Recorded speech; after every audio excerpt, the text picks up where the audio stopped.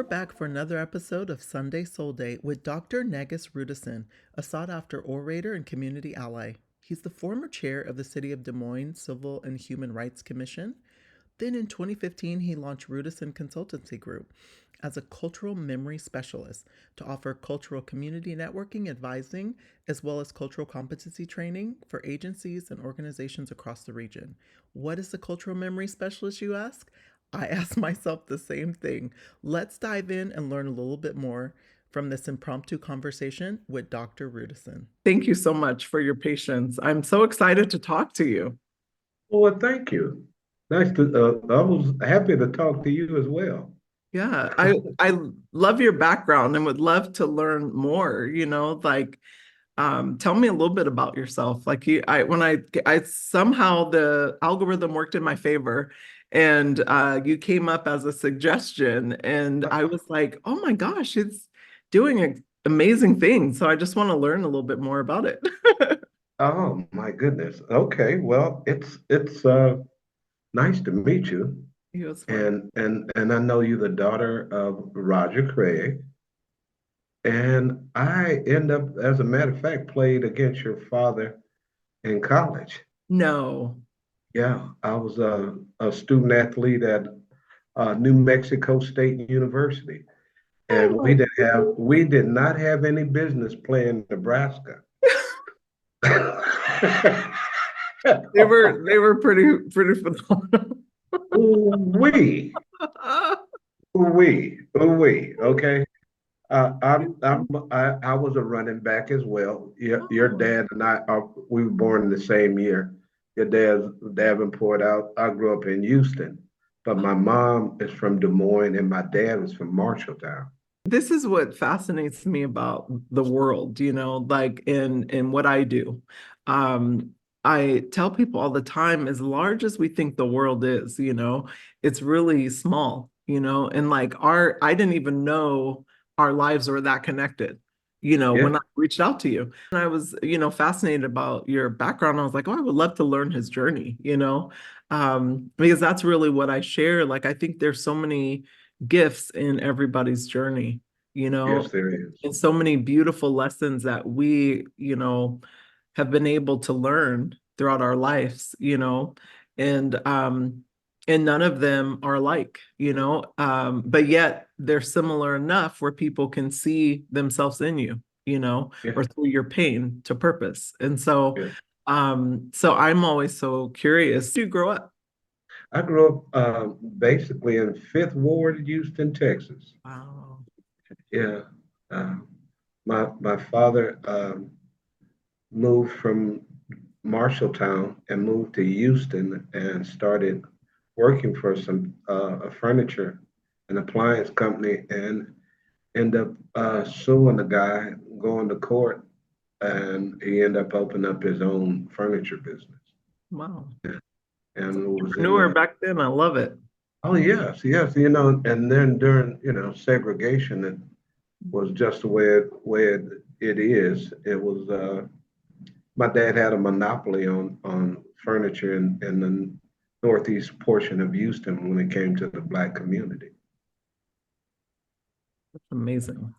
It's amazing you got those imprints, too, Yeah, as a child, seeing, your father, creating his own business, and yes, probably learning so much, as he was creating yes. something that probably hadn't been done. So that's amazing. Well, he had it instilled in his heart that that's what he was going to do. But he was he was a bibliophile, a polymath, to tell the truth. My dad tried to learn everything. Mm. He had he had an associate degree from Marshalltown Community College, but when he moved to Texas, he was telling everybody he was a Howard grad at Howard University. He wanted to go to Howard, but he was a salutatorian of his class in 1950, and his parents couldn't afford to send him to D.C. I'm junior. I changed my name too. I was born with Claire Rudison Hmm. Jr. and I had to fight like hell with a name like Claire. And in the hood in Fort Claire, no, yeah, so I went by Rudy. Rudy. Oh, So that's amazing. What was your early years like? I had I always had a taste for history, especially after what I noticed as a child with the civil rights movement. I always remember this one particular situation where my parents, we were in the living room on a Sunday after church, had dinner, watching 60 Minutes and seeing people getting water hosed and dogs and thrown in the paddy wagons. And after the after the segment was over, I looked over at my dad and I said, Dad, it's not our fault that we're Negroes. Mm, And my dad jumped up out of his seat and he mm. grabbed me by my chest and picked me up in there and said, Boy, you be proud that you're a Negro. And I looked at him and I said, Why? And he started crying. My father and mother, I think that week they went and purchased some uh, Negro encyclopedias. And it was like Ebony Magazine had a subscription where you could get the Negro encyclopedia. And that was my Facebook. I try to learn everything I could about Black people. And then my parents started bringing in exchange students from Nigeria, from Zaire, and I remember one gentleman in particular named Jean-Baptiste Yangu. He was from Zaire, and he told me about Africa. And I was a little boy, and then I was just so. My dad told me I was the blackest child he had, but that's who I am. I'm Black. I'm Absolutely. very Black. I'm As you proud see, of it. my background, you see, I have an Ethiopian holiday behind me. Huh? So Black. I love it. My gosh, your childhood sounds so rich in history and our people, and I'm amazed that your parents were bringing exchange students back Yeah, then from Africa. yeah. Because at Texas Southern University and Rice University and the University of Houston were right there. It was a sad break up in the marriage when my parents divorced like 2 or 3 months after Martin Luther King was assassinated in '68. And I left uh, a community that was all Black, uh, and Black teachers, Black principals, Black grocery store, Black cleaners, Black laundromat, Black. Everybody and people was there to support you, and we had a sense of community. But my mom moved up to Des Moines, Iowa in 1968, and I got a rude awakening. Had never seen snow and never went to school with white folks. I was like, oh my God, what in the hell where am I at? What was that like? I mean, do you remember like what you kind of experienced? Like, did you experience racism? Like, was there, All my life. oh, I, all my life. All my life. America stands for racism. hmm, Okay. I'm what you would call a critical race theorist. That was my theoretical framework on the dissertation that I wrote. So I'm a CRT guy in Republican State, Iowa. Up here in Iowa, corn growing, eating, hog eating folks up here, and they don't give a rat's backside about who or what we do or who we are. hmm. So I'm here to remind them. Well, Oh, tell me, like, how did you get into all the things that you did? I mean, I imagine your rich childhood helped with that, but take me yeah. through your kind of career journey, after you graduated from college, like what'd you do? Ooh. I didn't just graduate from college. I dropped out of school Oh, my junior year. I met a little sister from Lafayette, Louisiana. She was high yellow and looking built like a and I said, I want that. So I Understood. ended up uh, procreating and made a little girl. So I Wow. had to drop out of school. I was a student athlete, and I removed myself from New Mexico, moved back to Texas, and I was the worst human in the world to my father because I dropped out of school. And I didn't go back to school after dropping out. I didn't go back to school until my little girl was about 4 or 5 years old. And I started attending Texas Southern University and then went through a divorce. So I leave Houston, moved to Atlanta, still no college degree.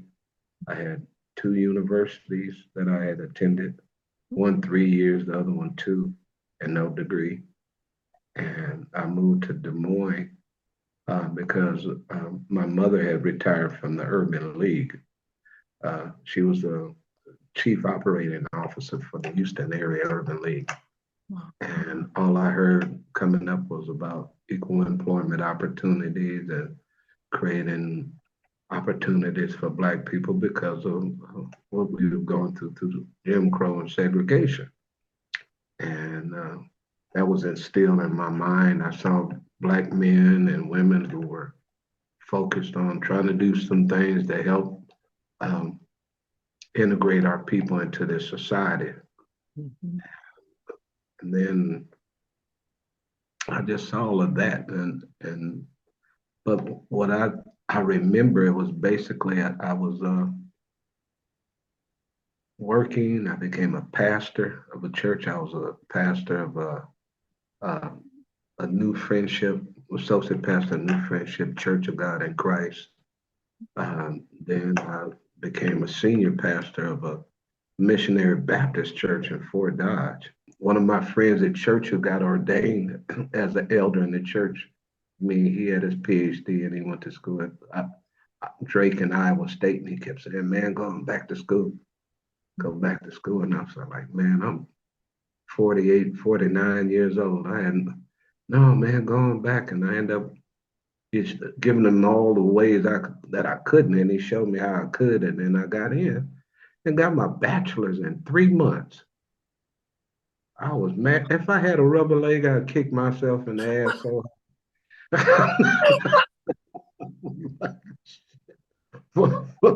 I got my bachelor's in 3 months. Wow. Okay, and I went 26 years. Mm-hmm. Okay, then I got my bachelor's. I said, shoot, so people start talking to me a little different. And then I said, well, hell, 3 months later, I went back to school. And then that caused the second divorce.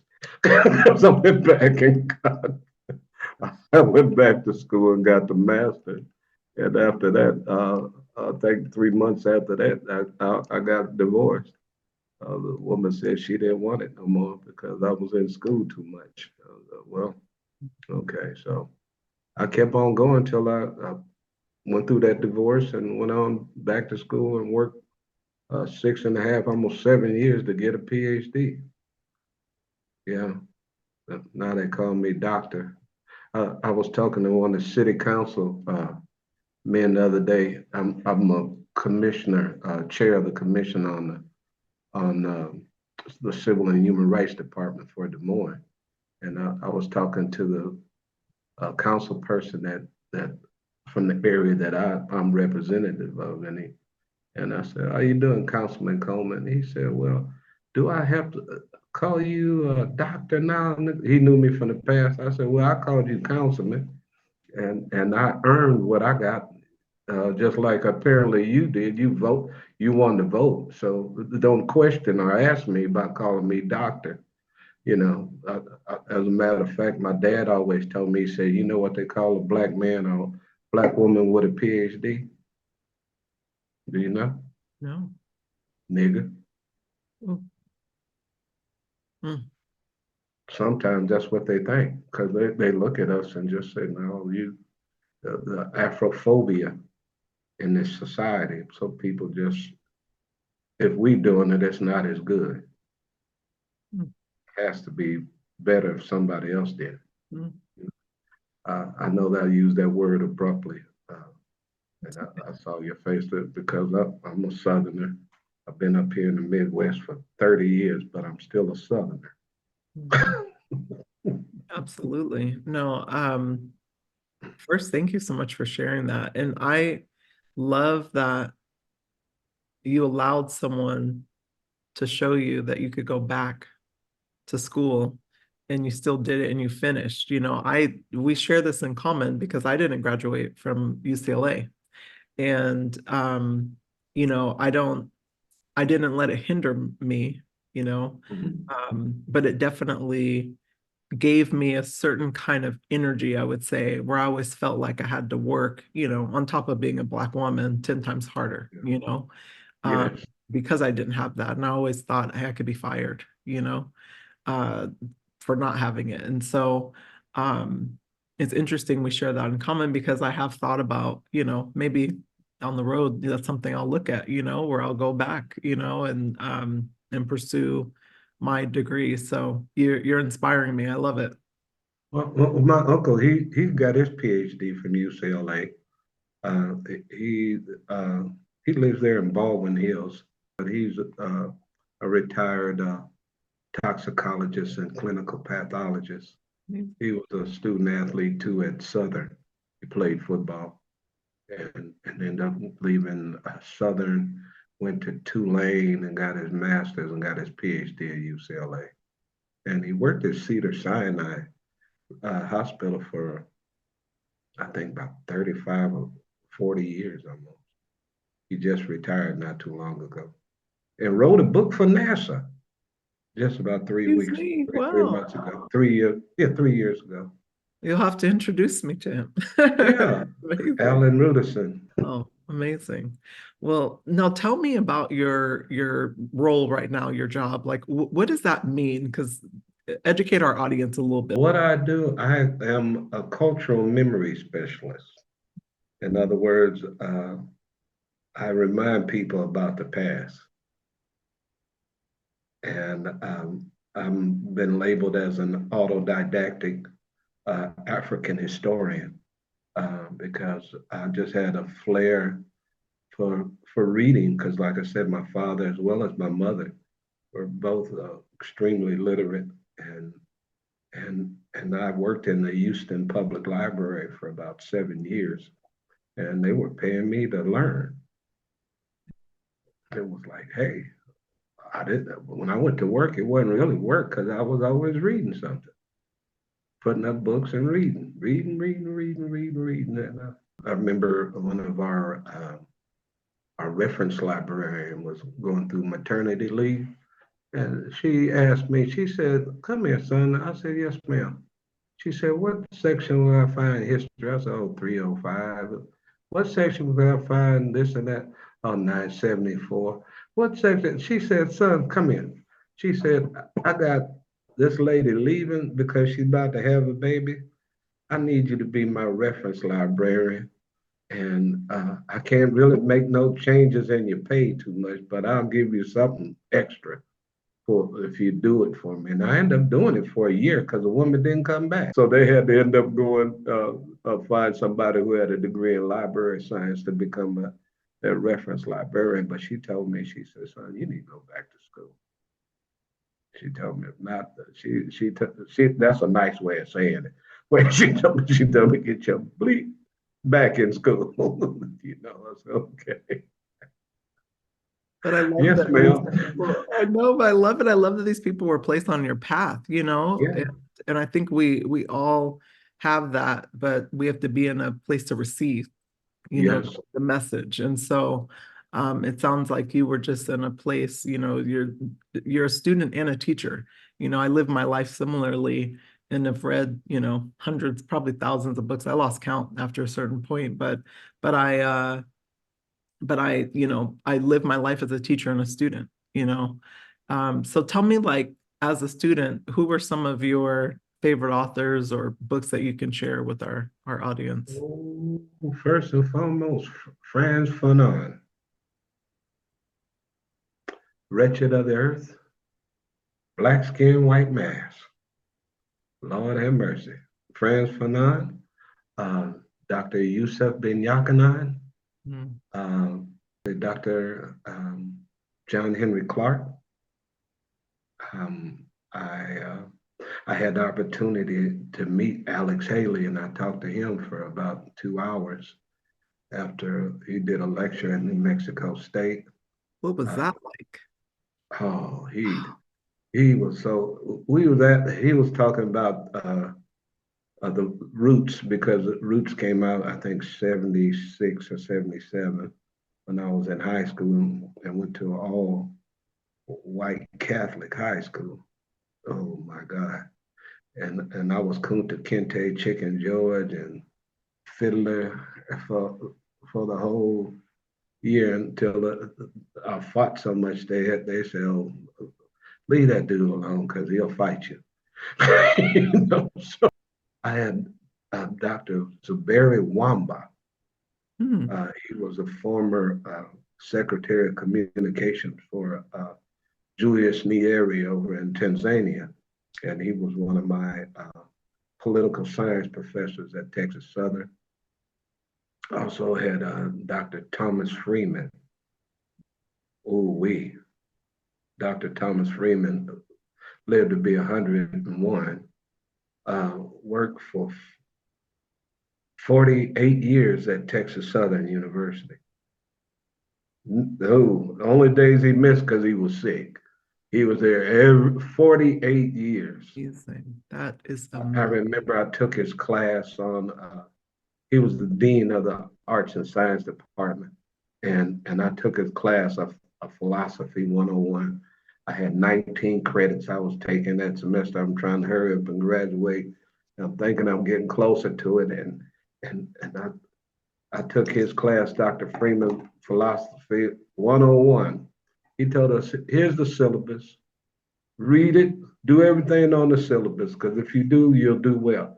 He said, I only give 2 scores, an A or an F. Okay. So I went and did. I said, okay. So okay. I did everything he told us to do on that curriculum. I know you did. He was not playing. I came back and I remember I got my report card and I saw my report card and I had an I, incomplete. So sister, I went straight to his office. Where's Dr. Freeman? I need to talk to him. Oh, he'll be back in about 10 minutes. Just wait. And I said, okay, well, I sat and waiting for him. He came to the office and he was going to his room. I said, Dr. Freeman, I got to talk to you. I said, your integrity's in question. He said, boy, you better watch your mouth. I said, well, Dr. Freeman, you said this. He said, come in my office. I came in his office and sat down and talked to him. And he told me, he said, son, all you did was regurgitate the information that was from this textbook. He said, I want to know how you think. I know that's right. I said, well, Dr. Freeman, I can't do it, man. So I'm trying to graduate. La, la, la, la, la. He said, I got this class or something. I said, Dr. Freeman, I can't do it. And he said, let me tell you a story. He said, I had a young man that took my class 4 times, the same class he took 4 times. And the 4th time he found, I said, whoever he is, he must have been a damn fool. He said, do you know who he was? I said, no, so I don't. He said his name was Martin Luther King. I taught him that boy. Whoa. Then he told me to give him a black A, back over there and register for this summer and take this class again. So I did. I took the class. I know you took your black butt and registered. I love it. So Dr. Freeman, and the thing is, you remember when Denzel Washington did the movie The Great Debaters? Oh yeah, beautiful movie. He spent 3 months with Dr. Freeman. Denzel did, because Dr. Freeman was there. He was the debate coach. He was debate Barbara Jordan, Mickey Leland, all of those black congressional folks that came out of Houston that went to Texas Southern came through Dr. Freeman. I did not know that. Yeah, he was Alpha Phi Alpha. I ain't gonna hold that against him because I'm a Q. Or you know, I'm a Q. But he was the debate coach at Texas Southern. I was on the debate team, and he was a serious mentor. He showed me. What got me though, in a sense, like my mother working with the Urban League, all the men and women that were there were either Omegas, Alphas, and Sigmas. All of them went to college and graduated, and like Sheila Jackson Lee, who just recently passed out of Houston. Yeah, I remember Sheila when she came straight out of Harvard Law School and came to Houston driving a little raggedy Volkswagen, you know, from Jamaica with that deep, heavy Caribbean accent. You know, so I had the opportunity to meet people like this, and not just meet them, had a chance to even work and do things for them when I was a teenager. And spend time, like, that's the thing, like, it's such a gift. Like right now, this is a gift for me, like spending time with you and talking to you. And you had all these extraordinary people in your life throughout your journey, Mm-hmm. and really a lot of those imprints that, not everybody gets, you know. So your journey is so rich, even more rich than I imagined, when I first reached out to you. Mm-hmm. It's Well, incredible. when you look on the outside of the book, it's hard to figure what's on the inside. There it is. There it is. But I Yep. love that professor you told you, I want to know how you think. Yes. Think that, like, I wish that for everybody, to be comfortable to share what they think, Yeah. but a lot of times we're either regurgitating, like what we read, what someone told us, what our Yeah. parents teach us, but we're not truly in a place where we can share what we think, Yes. and so I love that he gave you that gift and challenged you, like it's amazing. Yeah. That's Dr. Freeman, and others the same way. I think one of my another teacher was a neighborhood wino named Strawberry Hill.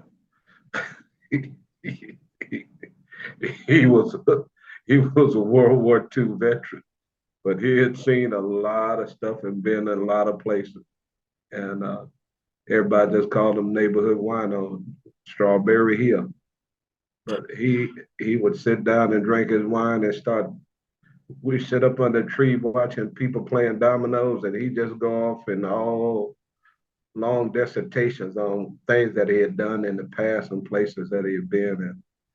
And I learned from the neighborhood wino. Storytelling, Yeah, so beautiful. Like, this yeah, is why I have my podcast, because I'm so fascinated by people's journeys, and there's so much gifts and lessons and things that we can extract and apply, to our lives through others, and none of our journeys are alike, that's what's so no, beautiful, like, no, so I love it. I feel so honored to have these conversations and to meet, just incredible people like you and the people I've had on the podcast, and also share my learnings as well in my journey. So um it's amazing that it's kind of a full circle moment, yeah, with you playing my father in college, yeah. Like amazing. I didn't really play against him because he played offense and I played offense, but it was horrible for me. It was horrible. Nebraska had quite a team, let me tell Oh, you. it was I mean, like and playing they the just NFL. turn them. I mean, it's like just year after year, they dominated for so long, They really have an incredible program. It's I even went on I'm a former athlete myself. I ran track and field for UCLA. I earned a full scholarship there, but I went on, different college visits, and in one of them was there, and just the history there and the greatness, all the people that came through that organization is phenomenal. And same with UCLA, like I'm so grateful to have gone there and just been around so many great athletes, but outside of athletes, just scholars, so. Yeah. Well, the thing was, my first experience with really being looked at totally different when I got to college at New Mexico State University. I remember being a student athlete my sophomore year. I was in a political science class, and there was maybe 300 students in the auditorium, and the professor told us final exams coming in. If you score higher on the final exam than your average, he would give you the final score. And when I completed the exam the next day or so, I went back to look at your social security number, and it had your score on the side of it, so nobody really knew who it was. And I looked and I saw mine. I had 99. I was like, yeah, I was all hyped, and uh, getting ready to go back to practice. Got to the field house, and the coach told me, he said, Rudy, you need to go up to the athletic department, AD's office, because your teacher said you cheated on that exam. I got to his office. He was there with two other professors. He said, well, would you be willing to do an oral exam? I said, if you ask them the same questions that I went through on that test, yeah. And he and these two other professors just asked me questions, and I answered every damn question they asked. Gonna tell me, oh, I'm sorry. I want to take you out to lunch. I said, I don't want to eat nothing with you, around you. You just automatically, because I'm Black, you thought I didn't have no daggone business with a score like that. Mm-hmm. Have you found incidences like that? Because I've found things like that in my journey where you're either having to explain yourself, you're having to defend yourself, or you're getting accused of something that you didn't do. Mm-hmm. And you're getting judged differently and held to a different standard than others. Well, I know too well. September the 15th, good Lord says the same, I'll be 64. So I've been going at it for a while. I've been hearing a lot of junk always. People quite often want to question, but it's just been a constant battle through life. But I was born a fighter. We know what uh, not giving up is. As a matter of fact, I call myself the personification of perseverance. That's who I am. I'm just try to do what I can really to help people in this community. Trying to find ways to increase my business because I've been working with several nonprofits, but the last one I was at, I had to leave because I just wasn't down for people stealing my intellectual properties. Mm-hmm. Okay. I came into this company as a case manager and ended up becoming a project manager because I was dealing with deferred expulsions in the Des Moines public schools. Kids who either had weapons, drugs, or been in physical confrontation. So I did what I could to talk to those kids because myself, I'm a convicted felon as well. Back in 1994, I was trying to make my way from Texas up here to Iowa with a bunch of like them young folks said, that icky wicky sticky. I was trying to get here and I got caught on the highway down in Texas, and it what got me. I know I was so embarrassed. Mhm. Police was about to let me go, but they had another police car come up with a dog, and the dog starts sniffing. They said, "Oh, we got you now, Bubba. We can't let you go." The both Southern boys, and it got me because I ended up spending 3 days in a cell that didn't have any beds.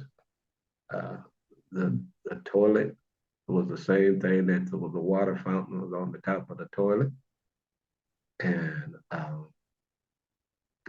had to call my parents. I went through all that and went back to court like a month or two later, and the judge was a former FBI man, and he said, "Mr. Rudison, how do you plead?" I said, "Not guilty." he said, he said, "You had you had so many pounds of this." He gonna say he's not guilty? I said, "Yes, sir." He said, "Well, what was you gonna do with all of that marijuana?" I said, "I was gonna smoke it." I said, "I'm a Rastafarian." He said, you might be a Rastafarian, but I give your black ass 25 years. I almost started crying. My heart went up in my throat. And I said, "But Your Honor, I ain't never been in trouble with the law before."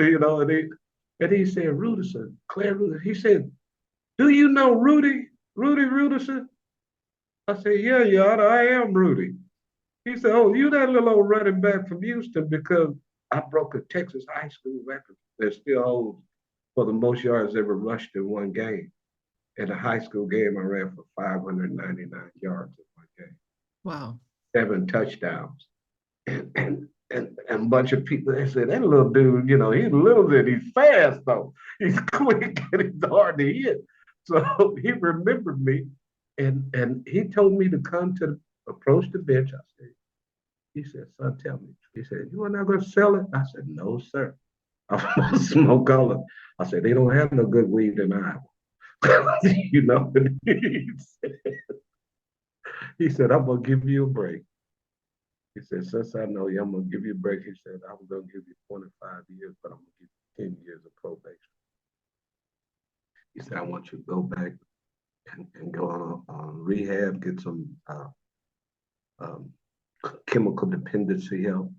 Uh, I want you to go back and go to work because I see you already have a job. And this other thing, I want you to go back to school and graduate." Because I told him that I hadn't graduated. Uh, and that judge um, was a lifesaver. Because I know if he gave me 25 years, I wouldn't be talking to you right now. How much time did you actually spend? I didn't do any penitentiary at all. He let me go back to Iowa, and I did probation for 10 years, and they cut it off at 7. Wow. Wow. They said, "No, this, because I was not doing nothing at all. I was scared to drink Kool-Aid. I'm just like I'm saying, like, hey, I wasn't gonna do No nothing wrong. jaywalking, no nothing, huh? No, I want to go to Texas, to the Texas State Penitentiary. Oh no, not I. No. Oh, He them gave crazy. you, I mean, and we've seen this in, people who aren't of color, Yeah. they get these bricks Oh yeah. so many times, so we don't always see it in our community, which is why we have the highest rate, um, of being, locked up. And so it's amazing that he knew you and he gave you that. Wow. From doing that, he gave me my doctoral thesis. My doctoral thesis is hiring nonviolent African American male ex-offenders, a phenomenological investigation on employment discrimination. And because of that, I've been, even though I have bachelor's, master's, Ph.D., I've been denied opportunities to work Mm-hmm. in Des Moines public schools. I've been denied certain communities that I could live in with a nonviolent drug charge, Mm-hmm. a Mm-hmm. nonviolent marijuana charge, where in California it's legal. And Not other just places California, around the yeah. country, Yeah. yeah, about 20, half the nation has it legal. And even the former Speaker of the House, John Boehner, Mm-hmm. he was one time the president of the American Cannabis Association for several years. You know, I had a few pounds, he has millions of pounds, and selling it everywhere across God's green earth, something that grows out the That's ground. all the opportunity. That's it. You know, they can do it, but I can't. Yeah. I don't have the complexion for protection. Mm. Mm-hmm. Whew, we could talk on that for a while, but wow. Um, well, tell me this. What are you most proud of? My children, Hmm. How many do you have? three that I know of. Three. What? Fact, not fiction. Three that I know of. So, but I have three children. All of them are doing well. One's a pastor, another one's he's a craftsman, and my baby girl, she's a she's oh my God, she could whoop her. I think she could whoop both her brothers by herself. She she's the baby, but she's a what you would call a jeweler. She goes in the hills and mountains, go up in Colorado or wherever. She's up in some hills digging, knocking quartz out of the mountains and Oh, chipping off different types of gems and making jewelry. And that's what she's been doing for the past about 15, 16 years. I love that. I'm most proud of my babies too. I have two. Oh, My son is 8 and my daughter just turned 7. They're 16 months apart. that's sweet. That's sweet age there. Oh yeah. It's so Yeah. oh it's the Elementary school. Oh, yes. That's beautiful. best. It's the best. Like I'm trying to enjoy every, stage because there's all of the stages are none of them are easy, but they're so beautiful. There's so many things. Like I love seeing things through their eyes, so Yeah. like I get to relive things, in a new way. So it's such a blessing for me being a mom. I'm a single mom, but I'm so grateful for the job, like and that God blessed me to be their mom. So I know how it is. First, somebody I met when I came here, it was my mama. And we got to respect mama. yeah. That's why that was my sense and reason for coming to Iowa, because my mom was sick and all my other siblings were married in different places around the country. And she said, I need your help, baby. I said, here I come, mom. She got sick again and had a brain aneurysm and, Mm, and a stroke. And I remember the doctors were saying that they didn't think she was going to make it another day or two. And I remember looking at my mother in the hospital. I know I drove to Iowa City to the hospital on the campus of University of Iowa. And she had a tube in her mouth, and they had a tube stuck in her head because it was draining fluid or something off her brain. mm, mm, And when she saw me, she took that tube out of her mouth and she said, baby, always remember, we're spirit people. mhm. She said, we're spirit people. And that was the last words that I heard from her. But the thing is, the doctors didn't think she was going to make a month or a couple of weeks, Mhm. and she lived for 18 years. Wow. Yeah, she was nonverbal, non-mobile, non-ambulatory for 18 years. So I was there with my mama. Wow. My grandmother died of that. Brain And aneurysm. mhm. And they Yeah. didn't put her on blood thinners after. So the actual cause was, I believe, a clot, but it Mm-hmm. started with the aneurysm. Same thing that you described, I remember as a child. So, Mm-hmm. um, wow, wow, wow. Mom is a fighter. That's Oh where you yeah. get grit in that fight from. What are some lessons? Like, what's one maybe piece of advice or a value that your dad instilled in you that you carry today? He first and foremost, he always told me, let your word be your bond Mm-hmm. and your and it's your security. In other words, he said, always let your word be impeccable. Because if you promise or say something, do it. Yes.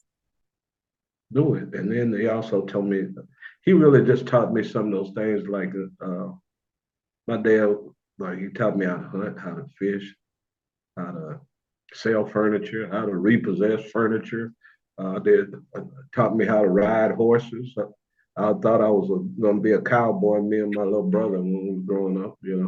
He had livestock because he moved from Marshalltown, moved to Houston, and started making money, and he started diversifying his income and purchasing property. He had livestock. We had horses. We were like the Cosbys. Everybody else, everybody didn't have the things that my dad had. He had boats, he had cars, he had this, he had trucks, he had people working. Had other property, even bought some had apartment complex at one time too. He was a hustler. He put the H in hustle. I love it. That's amazing. Well, now tell me, with this political landscape, we're going to shift gears a little bit. What's happening right now? Tell me what does that mean to see what's happening right now? What it reminds me of what I'm thinking that we're living in right now. 100 years ago, Woodrow Wilson administration, and the movie The Birth of the Nation was played.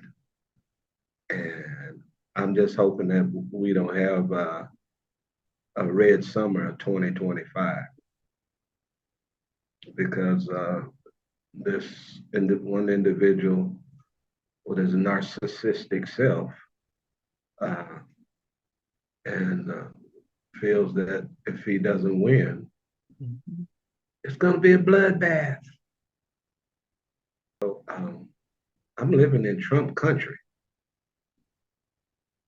okay, with a very small pocket full of black folks here. And then you got some of these black folks who are Trump sympathizers. Mhm. But I think the vast majority are not really focused on him. They're concerned more about Kamala, Mhm. uh, Vice President Kamala Harris, my AKA sister. As Mhm. a matter of fact, I remember meeting her in 2020 when she was running because she came to uh, the nonprofit that I was working at.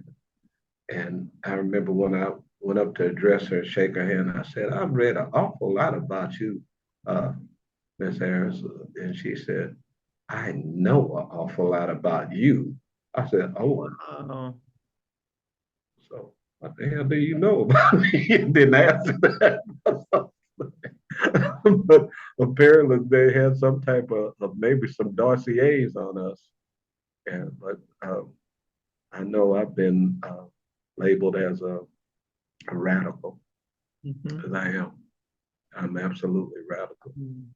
And I bring it to their attention. I don't, when I tell, there's a Ethiopian proverb said that the truth teller has no friends. Okay, 'cause when I tell them, and I don't tell them nicely, I tell them. Mhm. And some of my friends say, you told the truth, but you said it so hard. I said, because it's the truth. You don't have to dress the truth up.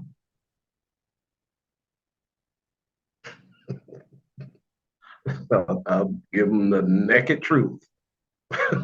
Truth teller doesn't have friends. That is steep.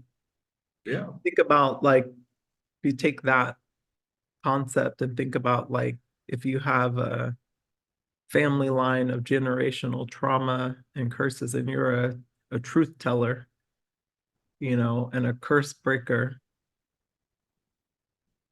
you don't Well, you don't have friends, like well, like people don't welcome that. well, the thing is, through the means of epigenetics, uh, we have, as the psyche of Black people have been absolutely distorted or even mutated because we've been taught to be Europeans through their colonial system. And for someone to have an alternative viewpoint, you're not really the ones that most of the people want to call on. Mm-hmm. They want Want to those. work against you. Oh yeah. Even amongst the Black intelligentsia here in Des Moines, Mm-hmm. I'm not a liked person because I tell them the truth about themselves. I had one brother here in town, an individual who's a CEO of a company, told the brother if he wanted to move forward, he needed to get some dental work. And first thing he did went and got him some dental work. I, I, not your intellect, but what you look like. Mm-hmm.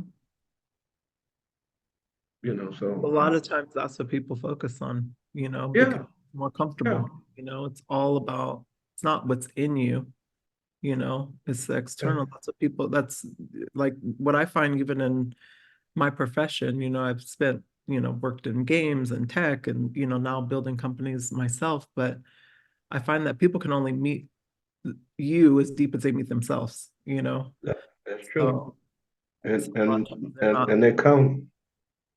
Oh, excuse me for Oh, interrupting. no, no, you're okay. Well, like I said, we're looking at people coming with their. All of us are biased, Mm-hmm. and so quite often, uh, people look at me and just stereotype. Just automatically expect a certain way or a certain thing. Most of them might think I'm from the Caribbean, and no, no, I just like to grow dreads. I like it like that.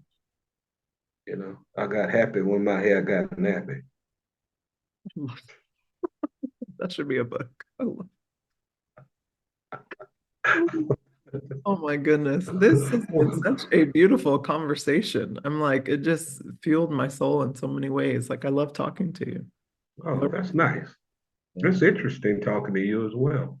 Thank you. Well, tell me this, like one thing I ask all of, the guests that come on the podcast is, as a Black man especially, I'm so curious, how do you take care of yourself, to keep that fire lit in you, to keep doing what you're doing, to keep serving, to keep teaching? How do you maintain that when you, knowing the age that you are and all the places you've lived and the Mm. experiences that you've had that tend to break people down, how do you keep that going? Well, it's my inner consciousness and knowing who uh, the creator is. Mm-hmm. Because most of us don't understand, all of us ain't nobody, but we are but some stardust. That's it. Okay, that's what we are, and what's in us connects us to other people.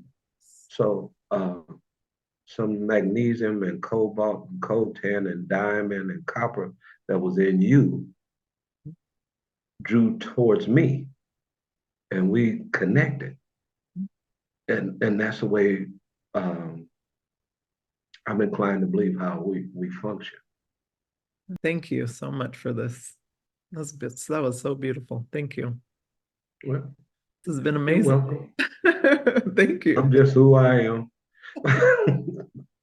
I don't know. I'm just who I am. I just and But that's I that's feel the best gift though that we can give people is when we show up as ourselves, right? Like we invite yeah. them to show up as themselves.